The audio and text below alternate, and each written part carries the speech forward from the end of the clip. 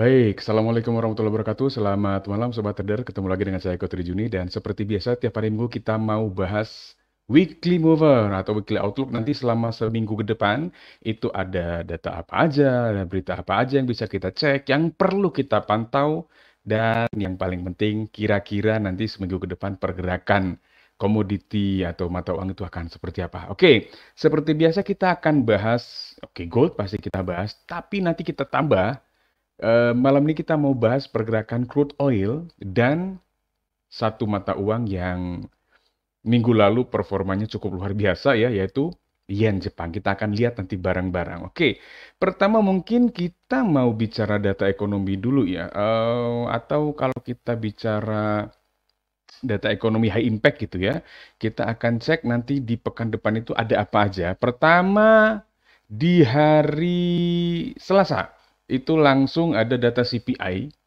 Ada data CPI untuk month on month ya, untuk bulan November juga, dan ada data CPI year on year juga. Kemudian juga yang pasti dinanti-nanti oleh market adalah Fed interest rate decision hari Kamis di Indonesia ya. Jadi pukul 1 dini hari waktu Indonesia Barat diperkirakan mereka akan tetap menahan di 5,5%. Nanti kita akan bahas. Kemudian malamnya ada seperti biasa ya initial claims ada, tapi juga ada data retail sales yang bisa juga mungkin menggerakkan market selama pekan depan. Jadi ada di hari Selasa, kemudian di hari Kamis juga. Dan di hari Kamis ini cukup menarik, ada beberapa bank sentral yang juga akan mengumumkan suku bunganya. Bukan cukup menarik ya, sangat menarik malah. Selain Fed di pukul 1 dini hari, mereka start pertama duluan di kita. Kalau di sana udah masih malam ya, masih malam di sana di hari Rabu. Kalau di kita sudah hari Kamis tanggal 14 Desember 2023 pukul 1. Kemudian juga di sore harinya pukul 15.30 tepatnya ada juga dari SNB atau Swiss National Bank akan mengumumkan suku bunga juga yang diperkirakan juga stay di 1,75%. Kemudian pukul 19 waktu Indonesia Barat ada Bank of England interest rate decision yang juga diperkirakan stay di 5,25%. Lalu juga tidak mau ketinggalan ini dari European Central Bank. Jadi ECB juga akan mengumumkan suku bunga mereka yang diperkirakan akan tetap berada di 4,5%. Nah, ini kalau kita lihat grafiknya begini ya, datanya ya, saya akan kasih lihat dulu datanya nih Sobat Trader nih. Nah, ini seperti ini datanya. Oke, jadi datanya akan banyak ya, banyak sekali datanya untuk hari Kamis. Jadi kalau kita bisa bilang ini mungkin Super Thursday ya hari Kamis itu nanti ya.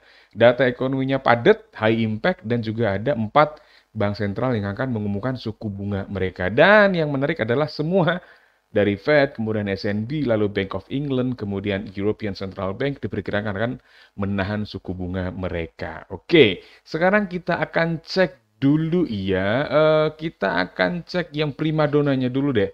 Primadonanya yaitu Fed. Sekarang kita kalau lihat ini Fed ini ya, Fed ini mungkin seperti perkiraan pasar ya, kita mungkin sudah sama-sama bisa memperkirakan lah ya, mereka tetap diperkirakan akan menahan suku bunga mereka di 5,5%. Nah, kalau saya melihatnya ini cukup masuk akal karena kalau kita lihat inflasinya terus turun, nanti kita akan lihat inflasi seperti apa. Kemudian di samping itu ada kekhawatiran resesi di Amerika Serikat, kekhawatiran resesi again. Indikatornya itu bisa dilihat dari yield ya, yield obligasi pemerintahnya. Nanti kita akan cek juga. Kemudian apa ya, sektor tenaga kerja itu sebenarnya cenderung melambat meskipun di bulan November ternyata data US non-farm payrolls-nya lebih baik melebihi perkiraan, tingkat penganggurannya juga lebih baik daripada perkiraan. Tetapi kalau kita lihat dari pertumbuhan data US non-farm payroll dari waktu ke waktu nanti kita cek ya, itu grafiknya sebenarnya cenderung menurun. Ini saya punya, ini adalah perkiraan ya dari pelaku pasar yang dari CME Group. Ini untuk pertemuan nanti tanggal 13 Desember di sana, tanggal 13 berarti di sini tanggal 14 Desember 2023, 97,1% saat ini kemungkinannya Fed akan nahan suku bunga di 5,5%. Kemudian, nah ini yang saya bilang tadi, tingkat inflasinya ini memang cenderung menurun ya, cenderung menurun. Setidaknya kalau kita lihat di Januari per kuartal nih ya, Januari, April, Juli, Oktober itu dia cenderung menurun. Nah, jadi dari 7,1% terakhir itu di Oktober itu di 3,2%. Masih di atas target inflasi Fed di 2%, tetapi kalau kita lihat cenderung menurun, kayaknya Fed akan tetap nunggu apakah kenaikan suku bunga yang sempat mereka lakukan secara agresif itu bisa berdampak atau enggak. Nah, kita akan lihat seperti itu. Nah, kemudian kalau kita lihat ini, ya ini adalah grafik US yield ya, US 10-year Treasury Bond. Kalau kita lihat di sini, itu dia sejak setidaknya pertengahan Oktober ya 2023 dia terus mengalami penurunan. Ini juga menjadi salah satu warning atau indikasi mungkin akan ada kemungkinan resesi lagi di Amerika tahun 2024. Mengingat kemarin-kemarin kan juga mereka lagi bermasalah ya, ada shutdown lah segala macam ya kayak gitulah. Berarti ekonomi sedang tidak baik-baik saja di Amerika Serikat seperti itu. Kemudian kalau kita lihat ini, iya, terkait dengan ini tingkat pengangguran ya. Tingkat pengangguran memang di bulan lalu itu dia menurun menjadi 3,7%, lebih baik daripada perkiraan. Tetapi kalau kita lihat dari setidaknya Januari 2023, dia ini berarti Desember ya, 2022, dia masih berada dalam tren kenaikan. Satu lagi ini Sobat Trader, kita mau cek ini dari data US non-farm payrolls-nya. Nah, kalau kita lihat data US non-farm payrolls-nya ini grafiknya sudah cukup lama dia stagnan. Dia stagnan. Walaupun bulan lalu dia melebihi perkiraan, jauh lebih bagus daripada perkiraan sebelum dibandingkan dengan data sebelumnya atau previous data juga jauh lebih bagus. Tapi kalau kita lihat nggak oke-oke banget ternyata. Ya memang iya dia membaik tapi ya stagnan. Jadi ini yang memicu kekhawatiran bahwa ada potensi, bukan pelambatan, belum terjadi memang, tapi setidaknya ada potensi pelambatan atau pelemahan di sektor pertumbuhan tenaga kerja. Nah, itu kira-kira yang akan melatar belakangi Fed untuk mengambil keputusan mungkin adalah data yang saya sampaikan tadi. Nah, sekarang kita ngelihat ke gold mana nih gold grafiknya? Oke, kita lihat gold dulu ya. Oke. Kita ngelihat gold di time frame 4 jam Sobat Trader karena kita akan melakukan outlook-nya untuk seminggu ke depan ya. Untuk seminggu ke depan ini grafiknya. Sobat Trader kita bisa ngelihat bahwa dia sempat cetak all time high ya kan, menyentuh harga tertinggi sepanjang masa di kisaran ini 2139 kalau tidak salah. Yes. Sekitar 2139,12 harga tertingginya dicapai di kapan ini di minggu lalu berarti ya dia di awal minggu malah di awal minggu langsung jebret dia pagi-pagi luar biasa ya. Kemudian sayangnya di akhir pekan dia ditutup dengan pelemahan. Kalau bisa saya katakan ini baru mungkin levelnya koreksi. Memang sangat dalam koreksinya, cukup dalam koreksinya, tapi saya kok ngelihat dia belum break ke bawah low yang ini, berarti belum ada tanda-tanda reversal dulu. Walaupun mungkin kalau kita ngambil trend line, let's check the trend line. Mungkin dia sudah trend line-nya break yang ini. Kalau kita ngambil yang ini, kemungkinan seperti itu. Tapi kalau kita ngelihat dari struktur marketnya, masih ada low di sini, masih ada low di sini, dan low di sini yang belum ditembus oleh market. Jadi sementara ini mungkin untuk pergerakan harga emas, saya perkirakan mungkin akan ketahan dulu di area support ini. Dan kebetulan kalau kita lihat ini supportnya juga cukup oke ya. Ini kalau kita lihat ada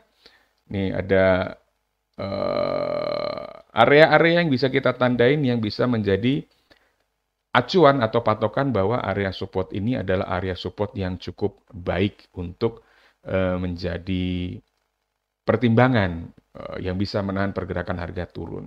Seperti itu. Nah, ini kayaknya pelemahan atau koreksi harga emas ini juga salah satunya di akhir minggu ya. Akhir minggu salah satunya itu dipicu oleh data non-farm payroll yang ya bisa kita katakan memberikan alasan yang cukup untuk US dollar untuk melakukan recovery. Nah, next-nya seperti apa nih untuk harga emas nih? Kalau kita lihat sih sepertinya akan ada kemungkinan up, Terutama kalau kita kombinasikan dengan kemungkinan Fed akan menahan suku bunga. Dan jangan lupa Sobat Trader, ada banyak sekali analisis secara fundamental bahwa para ekonom juga banyak memberikan, walaupun ada beberapa anggota FOMC juga yang menyarankan kenaikan suku bunga, tetapi mostly market nggak setuju kalau Fed melakukan itu.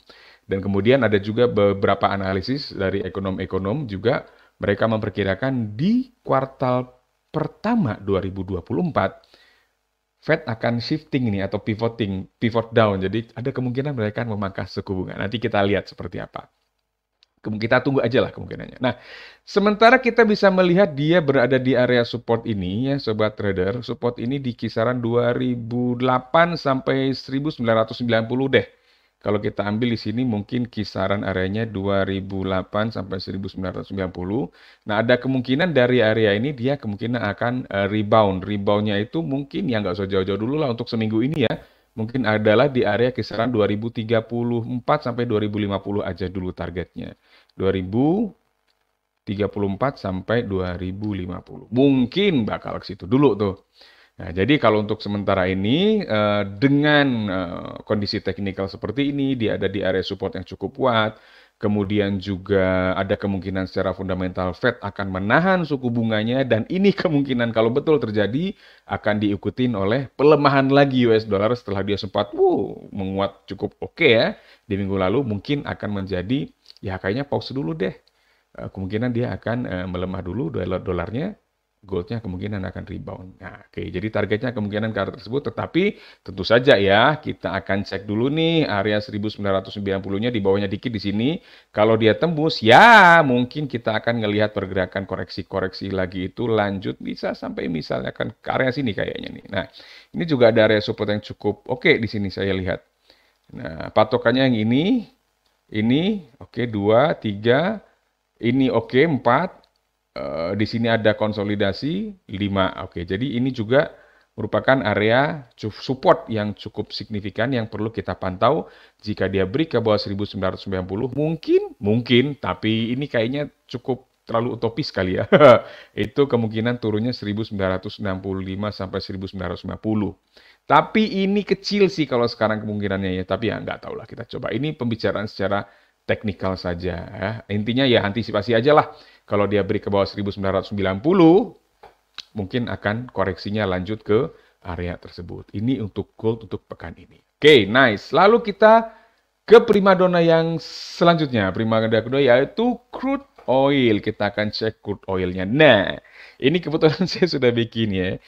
Istilahnya mapping sekarang ya. Ini saya sudah narik ada 3 trendline. Ini 3 trendline ini kalau kita balik ke buku-buku analisis teknikal klasik, ini yang disebut dengan fan teori, atau teori kipas fan ya. Kalau saya lihat ini kita pertama ada satu trendline yang ini, kemudian dia ditembus, lalu ada konsolidasi di sini, tapi tetap turun ya, tetap turun. Artinya apa? Artinya tekanan bearish-nya di sini masih cukup kuat, sobat trader. Maka saya tarik lagi yang kedua di sini, break lagi, lalu dia pull back down lagi ke sini, balik lagi ke bawah area trendline yang kedua ini. Dan dengan demikian, ini saya bisa tarik satu di sini, maka ini menjadi area-area resisten acuan kita juga. Walaupun kalau kita bisa melihat, jadi ini masih downtrend. Crude oilnya obviously dia downtrend ya, kita bisa melihat struktur marketnya seperti ini, sangat downtrend. Nah, di sini kita bisa melihat ada area resisten, itu di kisaran 72.17 ya. 15 lah, kita ambil 72.15 sampai 74.80. Ambil sini 72.15 sampai 74.8. Ada kemungkinan itu area resistennya. Wait. Oke. Nah, jadi sobat trader untuk pekan ini saya sarankan pantau area ini untuk mencari konfirmasi sinyal sell di crude oil. Jadi kalau dia nanti masuk ke area ini, kita bisa cari konfirmasi sinyal sellnya.